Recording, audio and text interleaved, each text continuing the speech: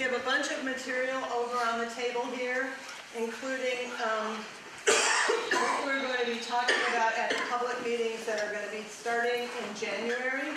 So we have discussions on really basic things. What's a conservation district? What's a full historic district? What's the historic nature of this neighborhood? What does it mean to me having a district? How is it going to affect my house? What does contributing, notable, outstanding mean and non-contributing? What are the boundaries of the neighborhood or the district? What's the value of having a district? What happens if you don't want one? What happens if you do? And if we're not done with the meetings by the end of January, what happens then? Those are all things we're going to be discussing. What happens after we make decisions about the neighborhood? So this is the beginning. We had hoped to have some of those real discussions earlier on. They did not happen, so we will be doing that starting in January. So if anybody has not signed up on this sign-in sheet, please do, because we're asking for your email address, how you want to be contacted. Do you want to be contacted to be coming to meetings? And then what we'll be doing is, and we also have information here, we created a new Gmail account. Hopefully it'll be a better way for people to get in touch with us. And then there's other information here, but we will be having either a sign-up Genius or Google Docs or something to try to figure out how to do meetings. I'm not sure where they're going to take place. Banneker is not an easy place to have a meeting in. It takes a lot of preparation to get things started here. And there's no line. There's no line.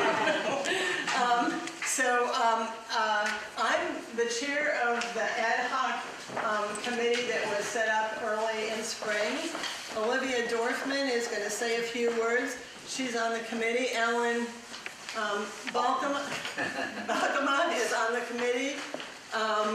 Jean is on the committee. Karen's on the committee. And who have I missed? Bill is on the committee.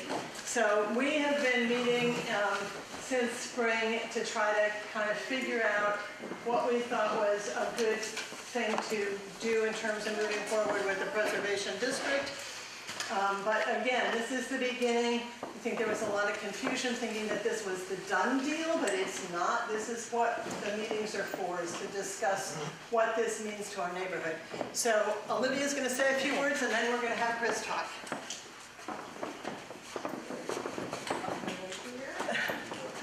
Bionic woman is my name.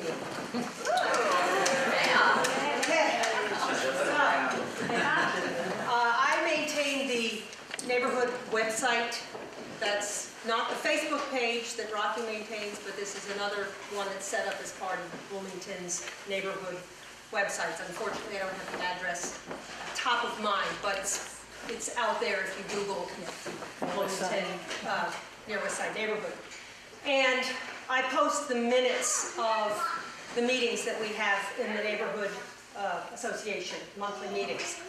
And I realized that for us, because we're on this group that going to the meetings and I'm writing the minutes, and it's very much in my mind, very fresh for me, and I post it, and so I know all this stuff, and yet I realize for everyone else, this thing comes into their mailbox and floats out again, and they're not focusing on it the way I'm focusing on it. So I think a lot of the discussion that's gone on at the neighborhood association meetings over the past year has just kind of flown by. So one of the things I did today is I set up a new tag that's right on the front page of the website that says Historic Preservation, and that leads you to all the minutes in which we have discussed this. The first time the topic came up was in January of this year. And at that meeting, it was the first time it came up, and then at the subsequent meetings there was discussion as we became more informed about what this whole idea was, why this was something that we might want to pursue. And all of that process is what we've been going through for the past year. So, if you go home tonight, you can look at those, but I thought I'll make it even easier and go through the minutes for the past year. and just pull out the actual paragraph where we discuss historic preservation. I think that gives you a lot of background information about who we talked to, what they told us, because at each one of these meetings we had a little report on that as it went by. So I'm going to put that out as an email on the listserv. So if you're signed up for the listserv, you'll get that. And then you can see the discussions that we've had, which I think is helpful, because it feels like it's coming out of the blue, but it's really not. We've been talking about it for years. Is it a reasonable assumption that the thing posted on the listserv will magically make its way to the Facebook page that Rocky likes to keep up to? So Well, typically anything that we send out, Rocky posts on the Facebook page. If you know. Right. It's really my way of saying it's in Facebook also. Yeah, I mean, the idea is, usually, I mean, the way it has worked, because I'm the secretary of the neighborhood association, I take the minutes, I post them, Rocky posts them. We try to get them out there, because we put them on the website, Facebook page. Rocky's, done a great job setting that up, and then the listserv. But of course you can't reach everybody, which is why we're having the meetings, is we are trying to reach everybody. We want to hear what everybody has to say and get their input. And also tell you what we've learned, in the past year, because it's been a big learning curve, certainly for me, never having lived in a city before, to understand some of the things that can happen with the zoning and unified development ordinance and a lot of stuff that's going to have an impact on our neighborhood. So what we were hoping to do, since tonight is our neighborhood party night, is to try to wrap up our conversation by about, what did we say? About 7. 7. We want everybody to get a chance to be heard, but we also want people to get a chance to get some food. So at 7, we're going to try to get a break, get some food, and certainly if people still want to talk, of course we want to listen. So I think Chris Sturbaum is going to say a few words. I'd be glad to.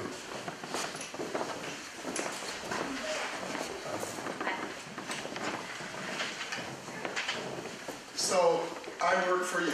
I'm the council representative for this district. And I thought it might be helpful to talk about the history of the designation. And before I was even a council member, I was involved in my neighborhood association, and we had a threat. The threat was that 3rd Street was going to expand right through Prospect Hill. The city had this great plan. It's going to make everybody go east-west quickly. But there was a downside. There were 40 houses that were going to be demolished. And we just felt helpless. We didn't know what to do. We felt powerless. It was going to destroy this neighborhood that my father had moved into fairly recently. We were fixing our house and fixing another house. And there's also an interesting old brick building sitting right in the middle of 3rd Street, and it was going to be torn down. So we got together with the historic group, local Bloomington Restorations at the time, and Rosemary Miller said, get that property on the historic register, the National Register. It'll slow down, they'll have to go through a bunch of other reviews. And then the second move we made was to ask for local designation. And it was the first designation of a neighborhood in the city of Bloomington. In fact, nobody really understood that neighborhoods could be historic. It had to be a rich guy's house. But suddenly this working class neighborhood was valuable and important to protect. And we used those laws to protect our neighborhood. That was the whole reason for it. And I realized there are reasons beyond money.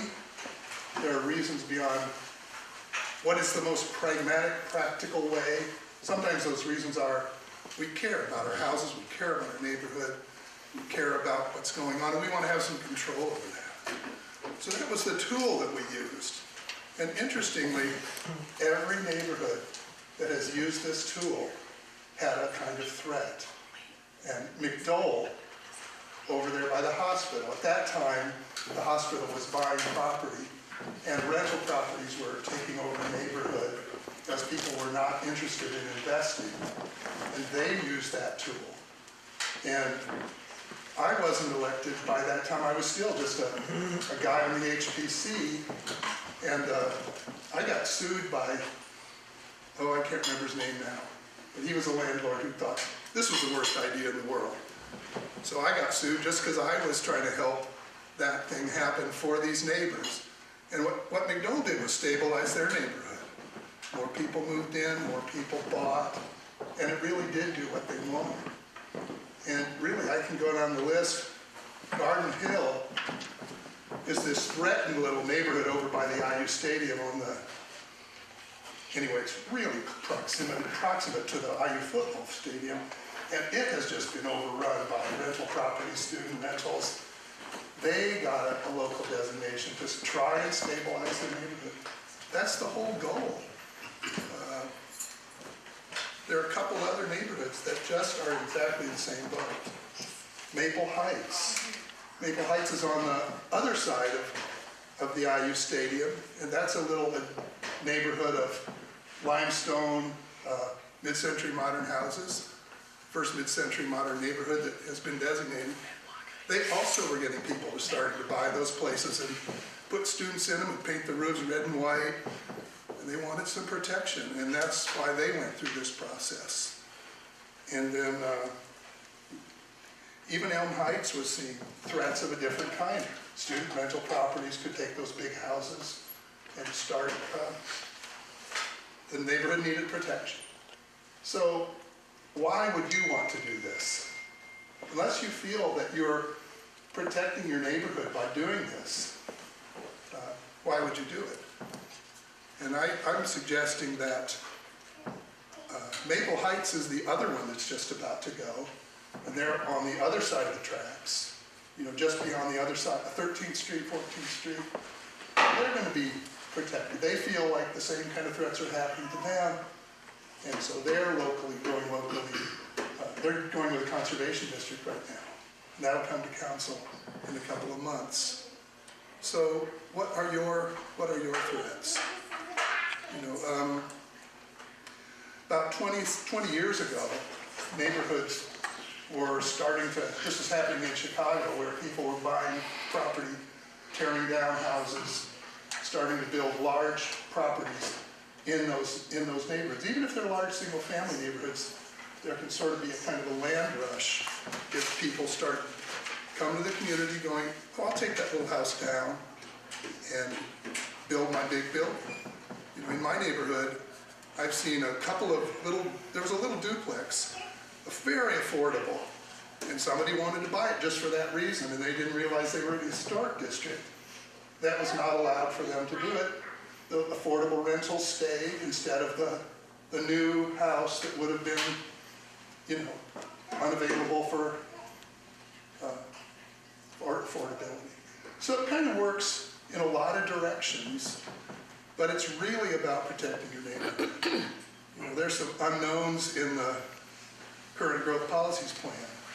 One of the early plans wanted to really start allowing more dense things to happen in single-family duplexes, maybe triplexes. You know, what happens then is if you want to own a house, you want to buy into an old neighborhood, your house is going to cost. That house is going to be something you're competing with somebody who could put 3 people in that house.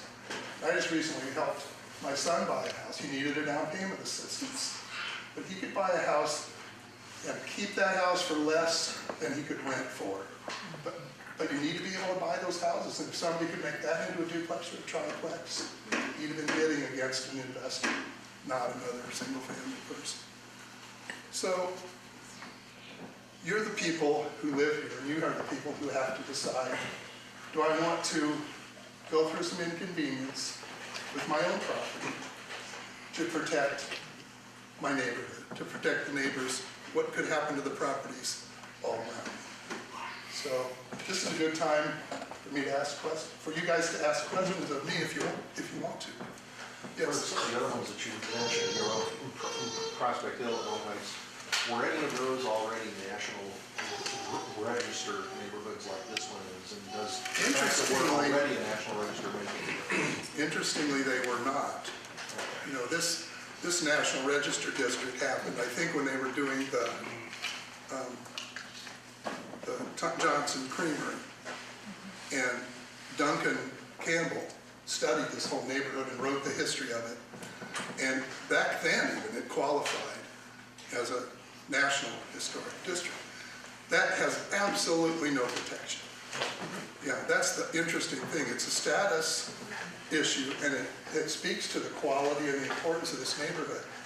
But the only protection comes on local designation of one kind or another.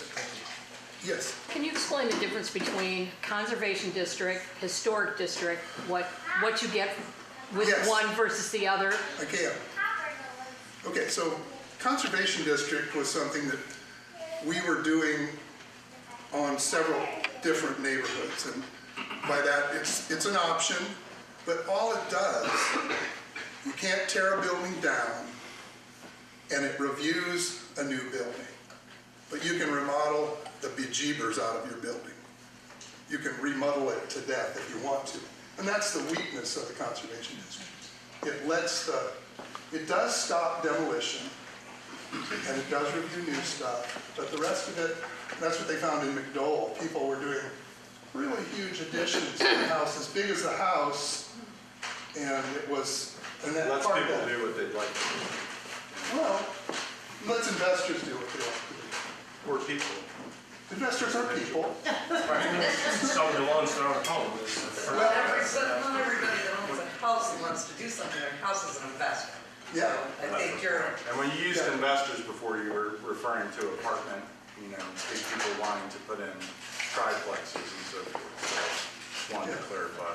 And there are parameters on what size you can get on your property already. that's zoning. That has Right. nothing to do with this. Right, but there are protections about building a house on a property that takes up too much of a space. Well, there are. They exist already. There is regular zoning. Right.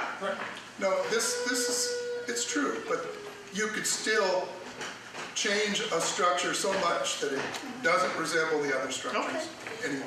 Yeah, so if your grandfather, so say you're on a property where you've overridden the setback rules at an earlier date and your home is grandfathered, then if a new person comes and buys that property, are they still grandfathered for those exceptions if they want to add on, put more people in the house? That's a zoning question. I think grandfathering travels with the property. That's what I thought. Yeah. It only travels with the existing improvements. With the existing Right. improvements. And what's been use variation doesn't continue on. You lose use variation often. Right. So, John, you asked about what can you do to your own house, right? Me? Yeah. Tim? Tim, sorry, Tim. Individuals can do their own house. I know that they're already with either the historic designation, properties that have been designated, contributing and so forth, where people, like my house in particular, because I bought it through BRI, I'm already held to certain restrictions of what I can do, and I'm fine with that. I signed up for it. But for people to be able to change the size of their windows in their house or make detail or style changes to their house, there's already some restrictions on that. Don't the houses currently in our neighborhood have to go Yes. before the Historic Preservation Committee to have? Yeah, major They do. changes the truth of that is this, They that may not. They're supposed to. they get a final review before something gets changed, but it's actually completely toothless. Well, I can't, but I had to go through you guys to get a building permit. I'll go with you, just let me finish this. But what the Historic Commission can do, all they can do is actually recommend the property for local designation to the council. They can't say you can't, like currently, you can alter your property any way you want to, unless you have covenants like you do, Tim. And I know you ran into wanting to change the siding, if I understand right. And the guidelines that are considering to be adopted and the guidelines that were adopted on your west side would allow a siding change. would allow cement siding, even vinyl. And that's really the guidelines that you can write for your own district if you don't want it to be the kind of strictness that you ran into in those guidelines, because that was a different time, but it's also the state level, and they're much stricter. You can't have the flexibility that we could have. Yes? How can our neighborhood address some historical injustice in our neighborhood? And by that I mean that, that our neighborhood was historically a black neighborhood. By redlining, the black people were forced to move here around the 1900s. They weren't allowed to live farther downtown where they used to live, so they had to come here. Then they moved here, now gentrification is happening, and we are responsible for that happening, for people in this room. And in gentrification, then it becomes more expensive for people of color and low-income people to live here, and we're kind of forcing them out. I'm afraid, personally, that some of the things that historic preservation will make happen is it'll be more expensive and harder for them to live here, the little bit that we're still letting live here. And how do we address that? The board that's making this change is all black people. That concerns me. And how about, is there some way we could say, for low-income people, you have to fit in these guidelines, but we're going to have some funding that will help you? Something like that. Is there a way we could make it so it wouldn't be a further injustice? Well, everyone is a property owner, and everyone's really in the same boat. And what I say about gentrification, fixing your houses is not a crime. Fixing your houses is what every homeowner does with their house. And the special guidelines that, I'll just, should I wait a second? I hate it when that happens. I left my phone at home because it's in the charge. Yeah. So, the property values could explode if you don't do this. The investment is much easier to make if you can come in and tear down houses, and then the property values really start going through the roof.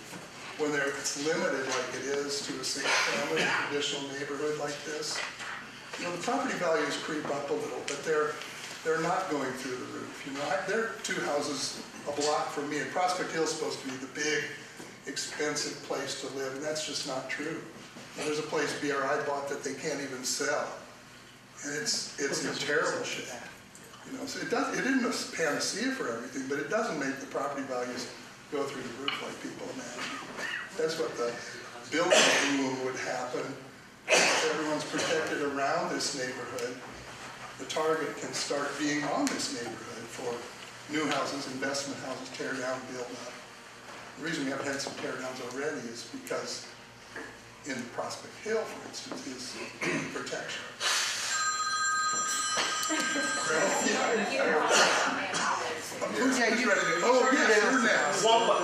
Two questions. One, what is the current designation of this neighborhood? Is it a conservation district? No, It's nothing? So then why did I have to go before the preservation committee to get a partial demolition permit? And by the way, Monroe County would not grant me a building permit until the preservation committee signed off on it. Right. So I can't bypass and start construction or do anything until it gets reviewed. So there's already some sort of umbrella of protection as far as what can be done to properties, whether it be demolished. I can explain that. Please do. Can I explain the difference between demolition and delay? That's demolition delay. I understand. And there's a survey of the whole city that the state does. And the state decides these properties are potentially designatable, worthy of protection. It rates all these buildings over 50 as notable, contributing, or whatever else it is. So basically already no one can come in and tear down a building. No one can just come in and tear down a block and build small. No, well, here's the thing. Your individual house won't qualify for local designation. So you got a review, and that's what we usually, the way this has turned out to be, people come to the Historic Commission and say, this is what I'm doing to this house. And sometimes there's a nice discussion. There are several architects on the board. No, we reached an amicable conclusion. Yeah. Where I was going with this was, it sounds like you're after a solution to a problem that doesn't exist. No one can come in and tear down buildings and build a small one. No one can just randomly change the exterior of the given structures in this neighborhood already without it being reviewed and getting approval. So we're looking for a step to protect what? You didn't maybe fully know this, but all you had to say was, this is what I'm doing, you know, and the commission never would have designated or been able to designate your house. And you still are able to do whatever you want with it. I wouldn't have done a building permit. If you didn't sign off on it, if that committee did not sign off on what I wanted to do, I get that. if I didn't get a building permit from the county of Monroe County, I couldn't legally do anything to that building. They'd have had to sign off on it regardless, unless they were going to take it to the council. They would have had protection. Sorry, my name is Jeff Goldman. I'm the president of the HBC. The protection provided by the demolition delay law is the only decision that we can make is you tell us you're going to do something, and we can either release the permit or we can recommend your house for individual designation as a historic home to the council. We can't do anything else. So that's a really small amount of protection. And the council would approve those. And many times we have to make a decision, is this house worthy of this process? And the council often wouldn't go through that. So what that's for, and what that law was put in for, was when we didn't have the downtown protected, we didn't have 4th Street protected, and this overlay lets, before a building is torn down and destroyed or remodeled out of recognition, it gives the commission one last time to look at it. And they have they have one tool in the toolbox, and that's designate or let it go. So is this a conservation district? It's no district? It's nothing? It's a national historic district, which is a prestige but not a protection. Okay. And so the only thing that brings you into the Historic Commission is this overlay of demolition delay. And it's to protect, I call it like a big net. It's going to catch the big fish that should never be torn down, that have not been protected yet. And all the, like you were a little fish and you went through. Sure. And most... Of course, no one explains any of that to you, and you're petrified, and you have to do everything you think they're telling you to do, or you won't be able to build your house. Well, yeah, which is the way I'm sorry. No, that's how it's always been. Committees. This is a good lesson for me to hear. I think the committee knows that. I think it's been raised before. Well, we don't want to do it that way. What we try to do in that case is have a discussion about, here's a better way you could do this and still get what you want and protect your house. And maybe what we should say is, you can also say it, tell us to go jump in the lake. Well, some of us bought a long time ago and none of this existed, and it's being foisted onto us. You know, this is unreasonable. This is a usurpation of people's rights. It's wrong. God wouldn't have it. We don't want it. Well, what I would say about that is we're right on schedule for almost every local designation I've ever participated in. What does that mean? It means that everyone's really gotten we've gotten everybody's attention. This isn't my project, by the way. Good. I work for you. Thank you. You know, but I would just say that this is the stage where everyone starts to see what this means and wants to understand what it means to their own house. Well, we haven't gotten everyone's attention, and that's one of the issues, and part of the reason there was so much contention in our first 2 meetings. Because there are, 350 properties or more in this neighborhood, and I mean, I think the listserv is great, Facebook is fun, but if we don't send something to every individual property owner, many of the people in this neighborhood, whether they own property and lease it, or their kid lives in the property, or they don't do Facebook or email, like my parents, you know, they're not going to get that information. I agree with So, the reason, you know, I personally and others got up in arms after the first 2 meetings, and I mean, you can look at the flyer, and I know it was confusing, but it also was pretty to point. It was like, this serves as your notice of the meetings that are taking place. To me, that sounds official enough, like, oh, something's happening, something's in process. Since then, things have been backed up, and I think that's great. There's, you know, the meeting times have been extended into January, which is great. Those are things that weren't given the okay when people asked about it, the first 2 meetings. That was a mistake. I agree. You know, I think if, you know, I've talked to several neighbors who got the flyer, couldn't make the meetings, Right. just saw the flyer like another neighborhood meeting thing. You know, Sure. some people don't have the time or the ability to go to a monthly meeting. Some of us already go to a lot of monthly meetings. I know you do. So I think all we were asking was to make a concerted effort to respect people that have lived in this neighborhood all their lives and spent, you know, live in their father's house or, you know, things like that, and make sure that they're aware of what's going on and how it's going to affect them. Right. While on one side, people, of course, want to protect from encroaching apartment buildings and huge expansion. But on the other side of it, you know, it will affect them if they want to change windows in their house, if they need to put a wheelchair ramp in, if they want to add a bedroom to, you know, because they're having a child. I mean, things like that affect everybody, and that's why everyone needs to be involved. I'm glad that it's been, you know, slowed down and that more meetings are going to happen. Several of us are going to go door to door and make sure other people in the neighborhood know about it. But when you have a small group of people that meet monthly, and it doesn't matter if they've met for 5 years, that small group of people talks to each other and decides they're going to do something, they need to make sure everyone's included. That's true. That's my Thanks to 2 you cents. and thanks to the people that spoke up. That's happened. And I'm sorry it didn't start that way. Yes. Sure. So I have a question about our neighborhood constitution.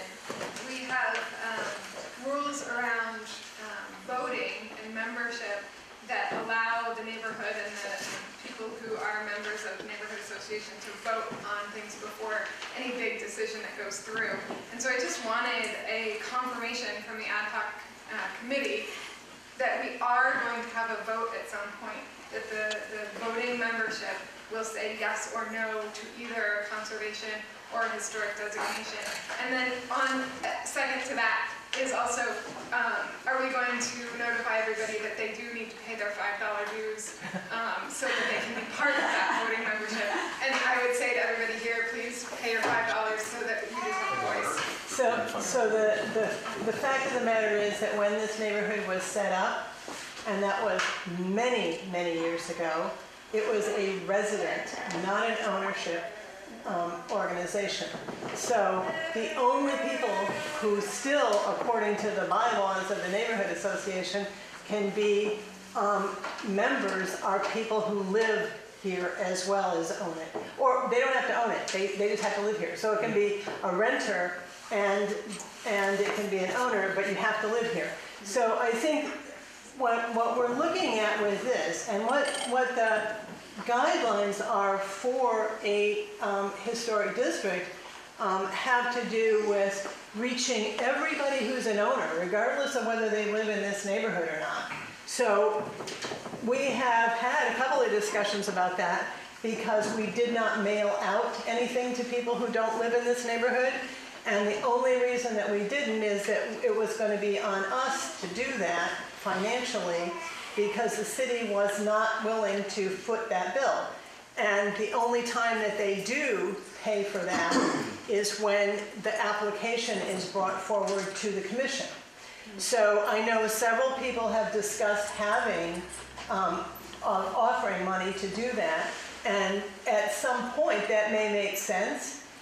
I think we want to be in a position where we're if we're given money, we need to know exactly what it's gonna be for. So I don't want somebody giving us money and then saying, you didn't do what I wanted you to do. So, the way that a historic district is put forward does not require a vote. That is something we can discuss and have in those meetings going forward. There is no requirement, but there's no reason that we would not be able to do that either. So it would simply be something that as we move forward could be decided at that time. It is not a neighborhood association vote. But our Constitution does require that any resolutions or directives be held to a vote of the residents at this point, and so we're not going to do that. So what you're saying is we should go back to make sure that the residents agree with this? Yes, because many of us are residents. You don't even have a right to have a neighborhood association unless there's a state law that you have a right to have a neighborhood association. Well, and then also, And there's no reason anyone should pay Wait, $5. let's do one person at a time. we're allowed to amend this Constitution with 2 consecutive meetings and 60% of the voting membership. So we could essentially vote to amend the bylaws to allow owners to be part of the voting membership. I mean, I think and then that's- we can have a complete vote. That certainly, I mean, we've had several occasions where we tried to amend this Constitution. I'm not opposed to that. I mean, it's going to happen in a neighborhood association meeting. And so if that is brought forward and we vote on it, then we'll vote on it. I mean, there's no reason that we can't. It should be after midnight so nobody knows about it. There will be more meetings. I wanted to mention something about Jeff, who's here. Really. There will be revenge if this goes through, I promise. Oh, come on. Oh, you come on. This is just a discussion for us to all understand. Nobody's putting anything down anybody's throat or being intimidating. We're just all trying to learn together. Well, it's a little bit too late when people have already But it's not too late, and that's why everybody is here. It's not done So, at all. it's not. So let's keep it positive. And we're talking about voting, so that everybody gets a say. You know, on a broader context, just on the basis of one, unintended consequences, when you mention saving Prospect Hill and not building the thruway, taking down the 40 houses, making 3rd Street direct on the south side of Roseville Cemetery instead of the traffic brawl that now exists on the north side of Roseville Cemetery. By not building that road and protecting Prospect Hill, that traffic has been pushed into this neighborhood. And we deal now with the traffic on Kirkwood and on 6th Street as through traffic because that roadway wasn't built, so we're dealing with that now. Can I just So say? there are unintended consequences. The other just last point is when you label something historic, there's a meaning to it.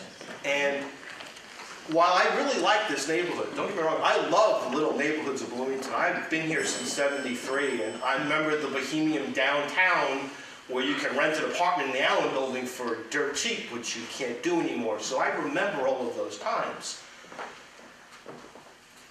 But some of the houses in this neighborhood should be torn down because they're hazardous and they're unhealthy.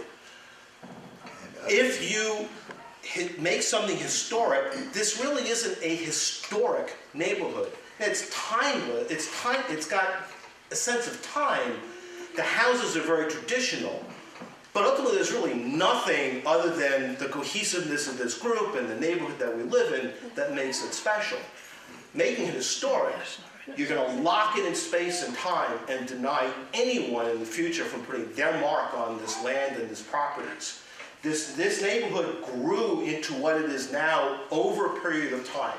You're going to lock it and make sure that anyone else who lives here in the future can't put their stamp on it, can't take it into the future, and can't make it something of their own. When it's not something like the Constitution was signed here in Philadelphia Hall, it's not something that is this great big thing. We're all being like we want to save our properties, which kind of sounds a little selfish, kind of sounds like you want it for yourself and you don't care what happens after you. And I get it, I understand it, but at the same time, I'm like, really? I mean, this really isn't a threat. I just don't see Smallwood being built in Okay, I here. understand your position, yes. There are several issues that really get mixed. One is neighborhood association itself. The other one is this issue, the district, whether it should go, which way it should go, historic district or conservation district, which is a different issue. A neighborhood without a neighborhood association is like an orphan child.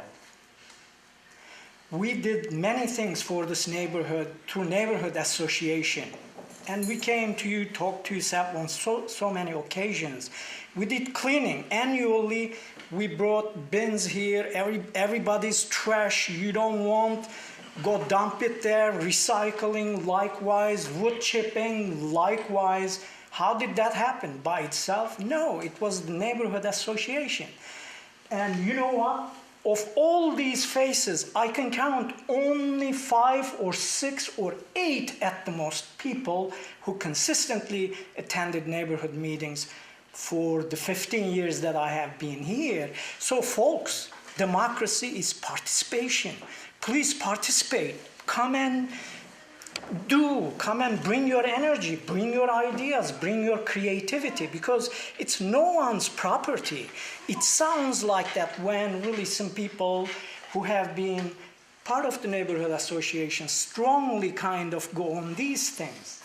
Coming to the traffic, on 7th Street, 6th Street, it took tons of efforts, neighborhood association efforts, to bring street calming apparatuses, devices, you call it whatever you want. This street was like, when I moved here 16 years ago, it just one car after another. The entire countryside was going through 7th Street, 6th Street. 8 is closed. That's all true. Yeah, we came and it took 5 years, knocking on every door. Rain, shine, snow, and nobody is there. 3/4 of the houses almost, maybe half of the houses here are rental houses. People do not live in those houses. And getting those people, getting their votes, consensus, it took us 4.5 years to really accomplish this. Otherwise, the 7th Street and 6th Street were just all over. I mean, So if I could just say, I'm just going to please participate into the neighborhood associations. That's how the democracy works. so If you when I don't say participate, you're right on schedule, you are, because you've heard stuff's happening and I haven't heard about it. Stuff's happening that affects my property and I want to know what it is. Stuff's happening without my consent and I'm going to put my foot down, you know? That's the point where you start going, okay, now let's find out what is happening, what can I do about it, how much of a threat is it, how much of a help is it? And the reason I mentioned Jeff is when the Prospect Hill, new Prospect Hill converted, would you say you were a fan of that turning into a historic district? I'm going to say that I felt a lot the same as you do. And I've heard this idea that historic preservation keeps things frozen in time. That's absolutely not true. Historic preservation is morphing in Bloomington. So yeah, there's Elm Heights, but pretty restrictive. But we allow changes to those houses. I would call Prospect Hills guidelines historic preservation light. We're trying to preserve the streetscapes, but I want my neighborhood to grow. I want people to be able to add on to their houses. I want families to move back to downtown. And that's what we allow with our guidelines. And that's what you can do too. What we want you to protect is kind of, you talked about each building isn't maybe historic. It's about a place and a time. It's protecting what's important about what happened over the years. I also want to say that nothing has happened. All that's happened is that some neighbors have gotten together. No rights have been given away. Okay? It's got to come to the commission, and then all the commission does is recommend that to the council. So there's 2 more steps where there's more public input. So if there's a majority of neighbors that want this, that doesn't mean that it's going to happen. even now. Jeff was against that, and what he did was join the guideline committee. That's right. And the guideline committee said, we are concerned about people not being able to fix their houses affordably. So they said, those secondary facades, those sides, change those. You can use vinyl windows there. You can use cement siding, you can use vinyl siding. You can be flexible. And that's all, those are the kind of things that got written in, and photovoltaic panels, etc. Yes? Hi, I'm Steve Mascari. I live in Reverend Butler's parsonage on 9th Street. I'm just curious for my own sanity, show of hands, how many people here would like to see a vote at the end of this road where we decide as a neighborhood what it is we become? Because if nobody wants that, then we shouldn't waste any time talking. I'm sorry, what did you mean by the end of this road? When we decide whether we're going to be a conservation district, a historic district, or we're going to try to block it. And when do you want to have that vote? Today? No. End of the road. The question is, are we going to have a vote or not? His We only haven't gotten point- an answer yet on whether or not there's going to be a vote. So what do you anticipate the timeline between now and when this vote might happen? Are we talking months, years? Are you asking me? I'm asking The soonest it could collective. possibly happen if we go really fast would be March. But based on the amount of That'd be people the- and questions that would be and the issues, soonest. it's going to be a while. And since I think we his only want question is, are we agreement- interested in voting on it, or is that just sort of a non-issue? And is Where that you- vote binding? Pardon? Is that vote binding? No. Oh, I mean, if we, That's what we started with before the Constitution. If we vote, if 80% of the people don't want this to happen, is it still going to happen? I would suggest. that's a point of a vote, isn't it? You've got that's, I 100 guess, people what and he's asking. Is it 75 legally vote yes, binding and or the not? yeses win. That's Isn't that a vote? Gotcha. It's not, it doesn't make sense to say, I want people to understand that this is a good thing for them, and then to say, we don't want a majority agreement of our neighborhood. I think that before you take that final action, there should be plenty of time for everyone to participate, to be involved, to understand their real choice. Because if you rush and push, it's like, don't, I'll stop it, that's the end of it. But if you take enough time and decide before you make an official move, to have that kind of consensus, and it should be reflected, it could be reflected in a vote. That's what I'm. Hey, Chris. Could I ask just a question about this vote? Is it a vote,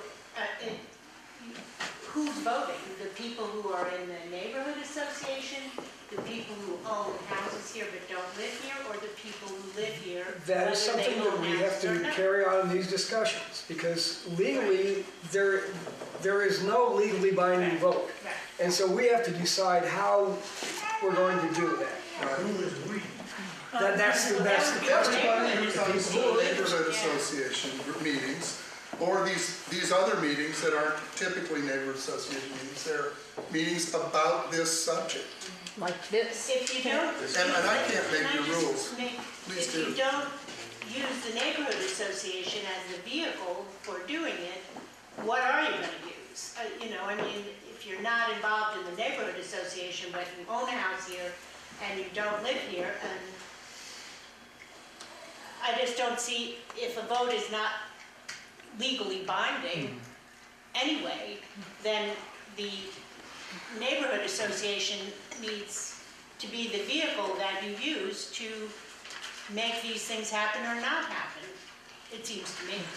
Otherwise, you don't have any way of saying who's voting and what are they voting on. You'll all have to decide. To make the decision to be a historic district, it requires a vote, correct? I'm sorry, what? By the city council? By the council. The council determines. But not us. I see. So, this is a slight aside, but Doris Sims is from the hand department, she's the director of hand. And she has just offered to pay for a mailing for all of the owners. Go Doris.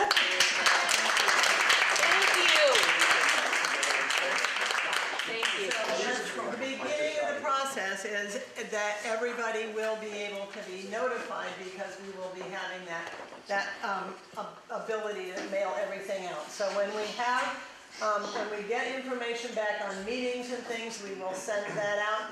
Hopefully, we will have a series of meetings already set up when we do that, because obviously, we can't do it over and over and over again.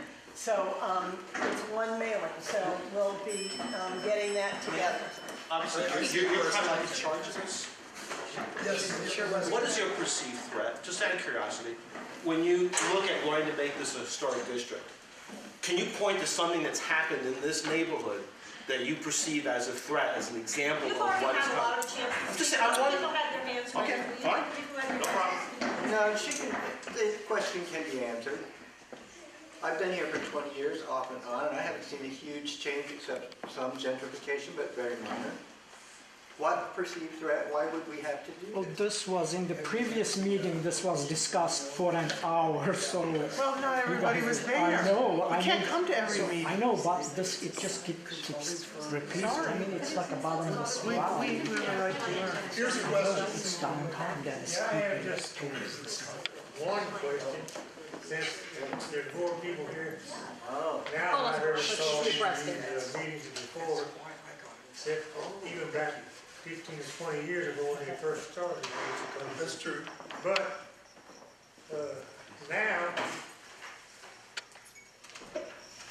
they're starting to worry about, nothing's changed, but what I'd like to know is how many people are in here now, all live in the neighborhood, but how many of you are multiple owners? Or what? Multiple property. Oh, Okay. yeah. 3, 4, 5. Oh, like in the neighborhood There's multiple property owners anyway. So what, I don't understand what this is all about. I don't know about the Biles over there, what he's planning on doing. I have a question. Well, I'm trying to get to the point of your question. The question is, why would you even want to do it? Is that right? Yeah. What are we protecting? Obviously, we're protecting. It's not small. Well,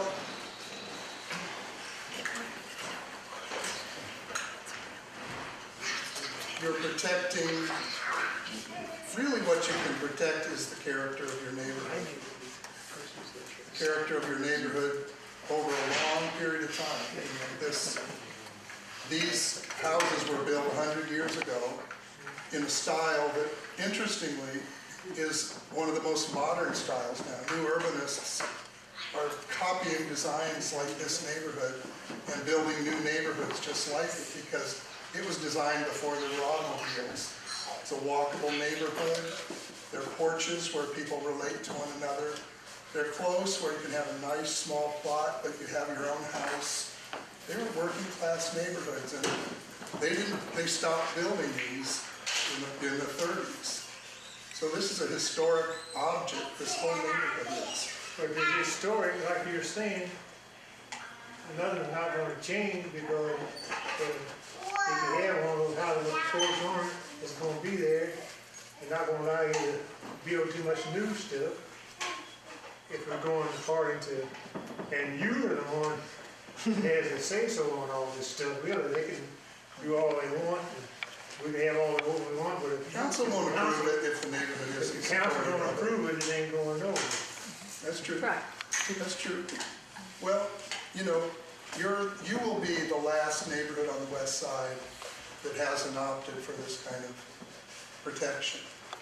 But I don't understand what the protection is. Right. Why was that house on 9th Street? It's very close to the Fairview. It was blocked. Whoever bought it, they wanted to tear it down, and they weren't allowed to. And now they're busily remodeling it. What prevented that person from knocking that thing down when they wanted to? The neighborhood group discussed with the commission whether a small historic district made sense on 9th Street. Because it wouldn't have been designated by So itself. does that mean 9th Street is historically protected? No, they only What discussed. stopped that person who bought that house, who owned it, bought it, and wanted to tear it down? Why were they not able to tear that house down and to do that to prevent the movement toward a local district that could have been proposed. Well, I think the initial buyer wanted to do multiple units there. Am I right in that? Sorry. I didn't bring my guidelines. I mean, but something stopped that from happening. He didn't want to push forward and play chicken. He didn't want to say, who was he going to be playing chicken with? Well, it could have been who was it? It could have been that a local district of that smaller size would have qualified and gone to council. And he didn't want that to happen, as I understand it, and he went back and didn't demolish the house. It was a review of his demolition. So when we go to get a building permit, it's basically we can do whatever we want right now. Even though you tell us we can't. Well, you can't. You can't occupy more than 45% of your lot. Or contributing, This really is an opportunity, and I want you to understand it before you reject it. Or Unless accept zoning it. change, you know. Understand it fully and discuss it fully. Anytime soon. And you know what every group learns is this takes time because people get on board at different moments and understand it at different levels and some people simply disagree with it. There's no two ways about it. I know we need to transition. I'd like to just say one quick thing if I could. Well, first of all, I'm just very grateful that we could come together and talk about this. I wonder if at our next meeting we could come and show up in a spirit of assuming the best intentions and trying to start from that place and then being able to ask the questions and speak our truth and say what we need to say in a real way, but be able to start there. That would be refreshing. Are you assuming? And the brakes have been put on. I think you listened, put on the brakes appropriately, and now let's see where we go from here. Thank you for taking the questions. Glad to. And thank you all for coming. Can I just make one remark before you close down the discussion? Yeah, okay. It's the only thing I wanted to say. But okay, so I mean, I'm seeing a lot of different aspects to this now, and it is very complicated.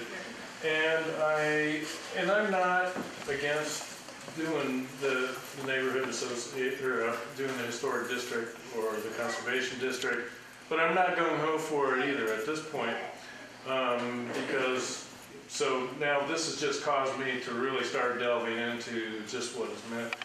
But and I think that's great. That's perfect that you're postponing. So what I would like to see is what is the process of including everyone in the neighborhood in the decision making and exactly how these changes will be crafted in terms of what you can and can't do on the house, because there needs to be a clear back and forth process, and just saying, well, then come to the meetings is not enough. You've got to take the responsibility to reach out to everyone, to take all reasonable measures to make sure that everyone is informed and included in this process. So I want to know what is the process going to look like into crafting this, and how can we, in addition to coming to the meetings, continue to have a voice in the process, and exactly what are those regulations? How can I change it one day or whatever? There are flyers and handouts over on this table. It describes some of the things that we will be talking about with the meetings that are going forward.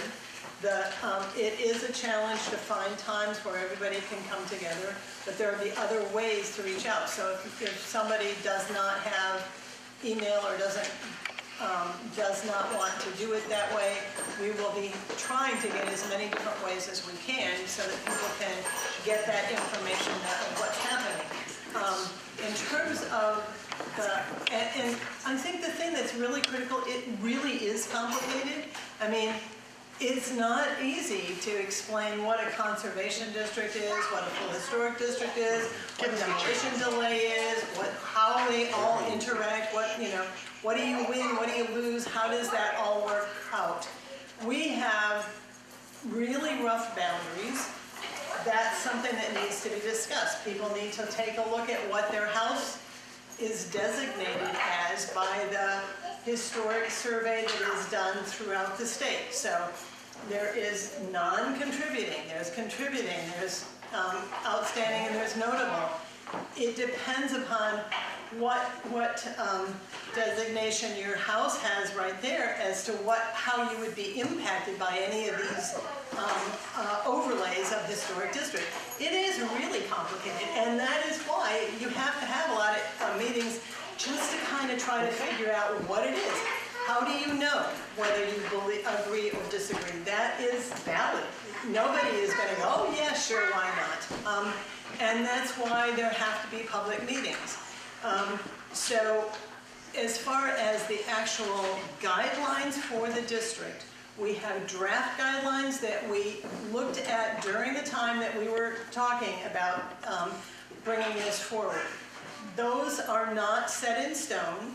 Those are things that typically the way that it works is there's a committee that is larger than the ad hoc committee that starts to get together. Anybody interested in the design guidelines can say they want to be on that committee.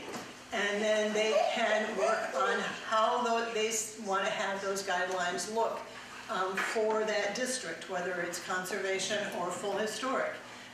So I think that I wish I had a really easy answer for how does everybody get notified if they don't want to come to a meeting. I don't know. I mean, I think that's really tough. We are certainly open to as many possibilities as are workable. The hand mailing's going to help.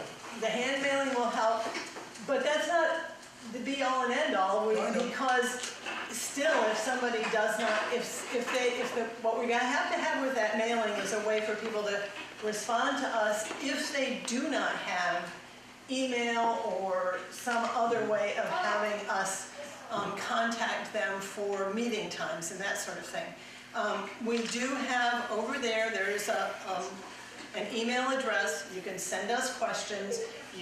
We will get together. We will try to answer those. I mean, it's not going to be just boom, boom, boom, boom, boom. We'll try to do it, as we can and as we sort those questions out and actually come up with a response. But the basic thing is we just need involvement. We need people to be involved in this process. In terms of the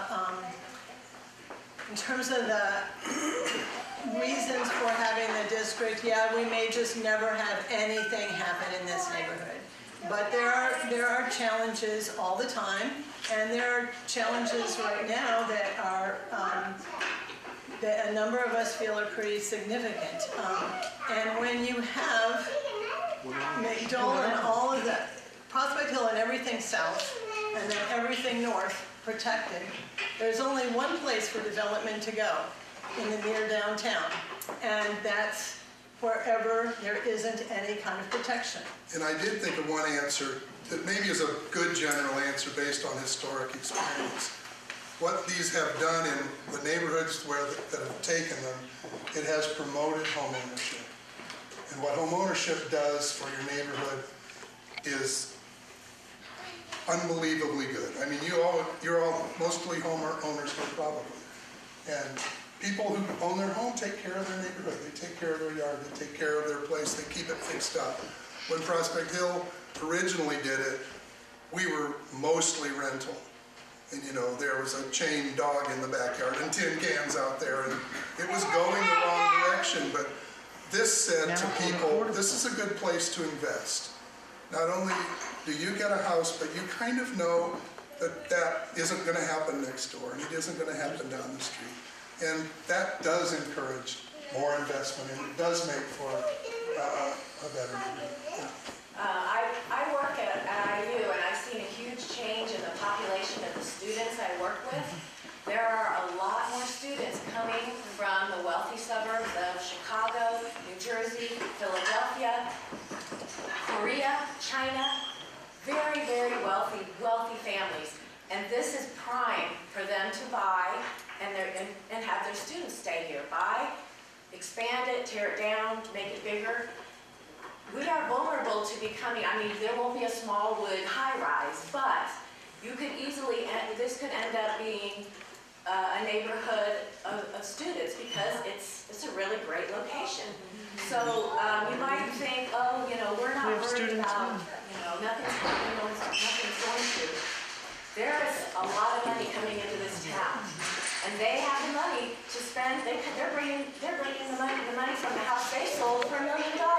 No big deal for them to come here and spend $200 on this house and then build something bigger for their kids to live in. So I consider that to be a threat. The other thing, let me say one other thing. I live on a corner lot, and I had to go through the frustration of trying to build a garage on a corner lot. I sympathize with people who think that zoning and historic commission are a pain. But I think if we create our own guidelines, we can be the ones to say, like I would like to say, in our neighborhood, the side of my house doesn't have to count as the front of my house. And if I want to add a new kitchen and family room and an upstairs bedroom, then I can do that. So it's not just telling people what they can't do. We would create the guidelines to tell people what they can do. And some of the frustration you felt, you can actually maybe not have to deal with anymore.